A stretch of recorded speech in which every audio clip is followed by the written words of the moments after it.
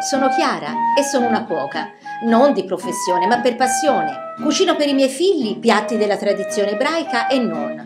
Per questo ho deciso di condividere con voi le ricette della mia famiglia. Nella mia cucina non ci sono regole, ma creatività, passione e divertimento!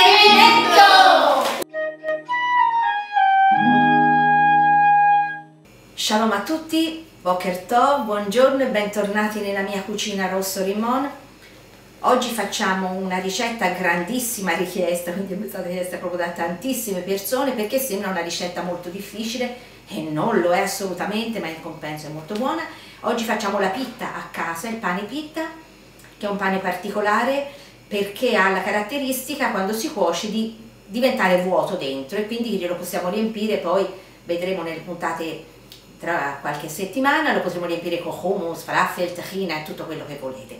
Oggi intanto però facciamo la ricetta base, che è proprio la ricetta del pane, la pitta.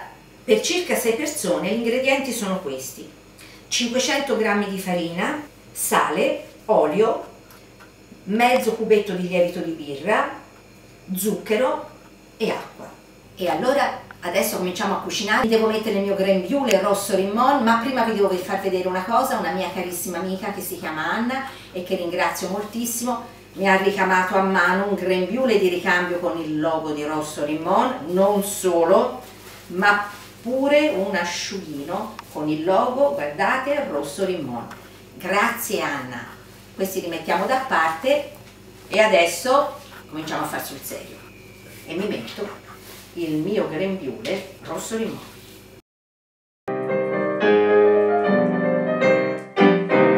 La caratteristica di questa preparazione è che bisogna fare prima il lievitino e il lievitino si fa con un cucchiaio di farina di quel mezzo chilo che avevate preparato, un cucchiaio di zucchero perché lo zucchero fa aumentare la lievitazione, il mezzo cubetto di lievito di birra che lo sbricioliamo con le mani così, mezzo bicchiere di acqua e ci facciamo una pastella che deve risultare liquida, quindi deve essere così, non vi preoccupate, la pastella è liquida, è un lievitino liquido.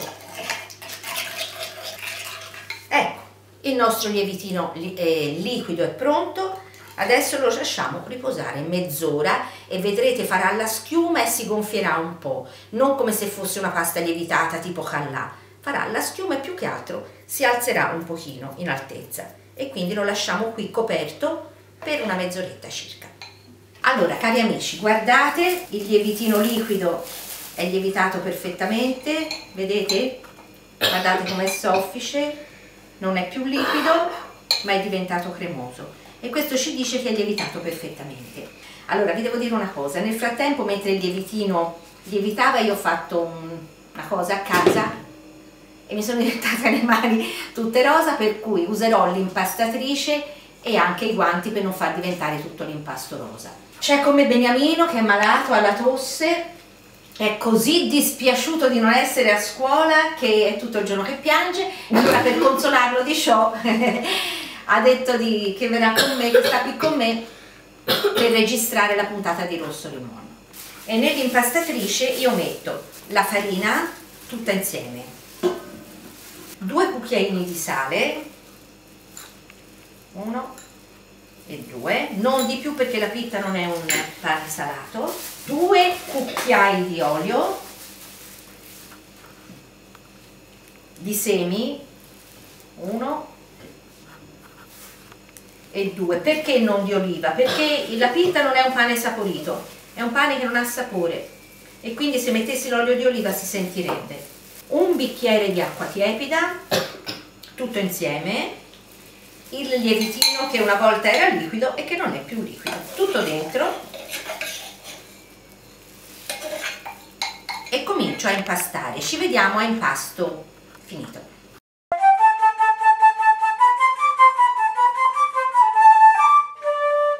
Ecco l'impasto pronto, guardate, è venuto tipo pasta per la pizza, vedete? Però il procedimento è molto diverso dalla pasta per la pizza e dovete seguire assolutamente questo.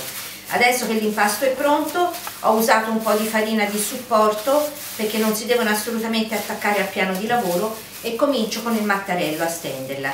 Si stende benissimo perché non è una pasta dura, come vedete, quanto fine, ma è direi 3 mm, non di più, perché non deve essere un pane panoso che ha dentro la mollica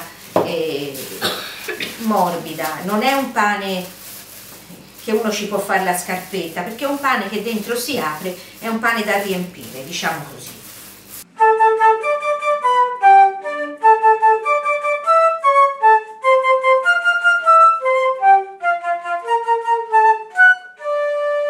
Ecco, ora si può cominciare a fare le focaccine vere e proprie, le pitte vere e proprie.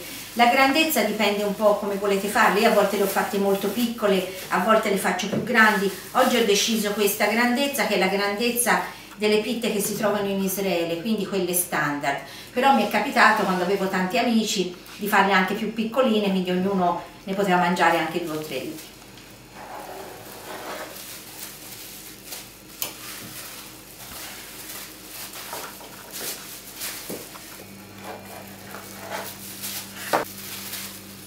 Ecco, e così andiamo avanti fino alla fine del nostro impasto.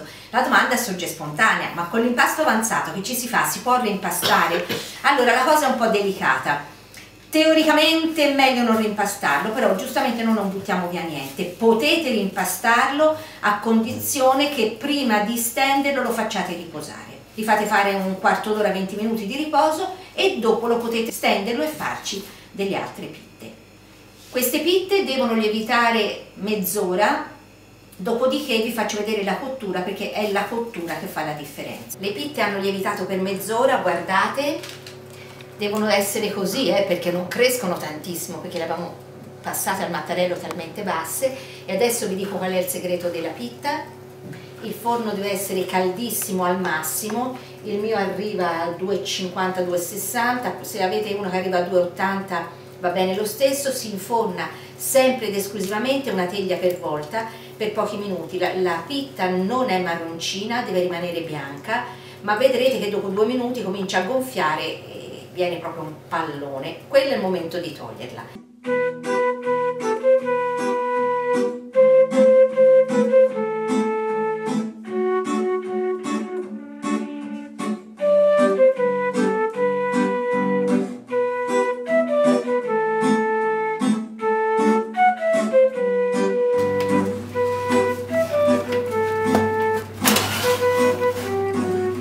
Guardate, le pitte si sono alzate, lo vedete? Sono vuote dentro, sia quelle piccole che quelle grandi. Devono essere bianche così, non devono prendere colore, sono perfette. Cari amici, bentornati. Le pitte, eccole qua, sono pronte. Devo dire che ora che sapete fare le pitte, vedrete, vi riuscirà benissimo. Non potete perdere le nostre prossime puntate, perché faremo tutto quello che c'è da mettere dentro la pitta. Quindi, in attesa di riavervi qui molto presto, io vi saluto e come sempre vi auguro una bella giornata, e Rosso Limon vi augura mettiamo.